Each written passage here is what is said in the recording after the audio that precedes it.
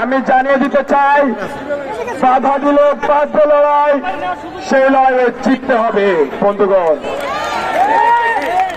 আমরা দেখেছি গতকাল আমাদের শান্তিপূর্ণ আন্দোলনে বাংলা ব্লকেডে সারা দেশের বিভিন্ন জায়গায় পুলিশ শিক্ষার্থীদের উপর হামলা করেছে।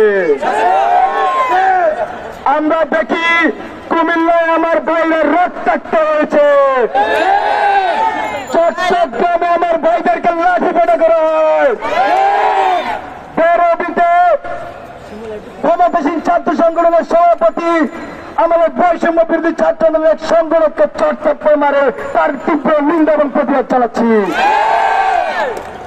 আমি বৈষম্য বিরোধী ছাত্র আন্দোলনের একজন সমন্বয়ক হিসেবে সারা দেশের সকল সংগঠন সকল প্রতিনিধিদেরকে অভয় দিতে চাই, কোথাও যদি কেউ আমাদের উপর হামলা করে হুমকি ধমকি দেয়, আমরা সকলে একসাথে তাদের বিরুদ্ধে সর্বাত্মক প্রতিরোধ করে দেব।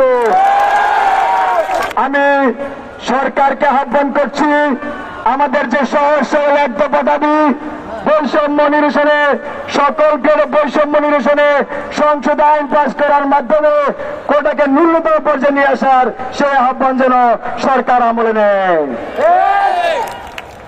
এরই সাথে আমাদের পরবর্তী কর্মসূচি সকল বিশ্ববিদ্যালয় ও জেলায় জেলায় অনলাইন অফলাইন প্রতিনিধি বৈঠক হবে এবং বিকাল 6টায় আমরা আমাদের পরবর্তী কঠোর কর্মসূচি নিয়ে একটি প্রেস ব্রিফিং করব।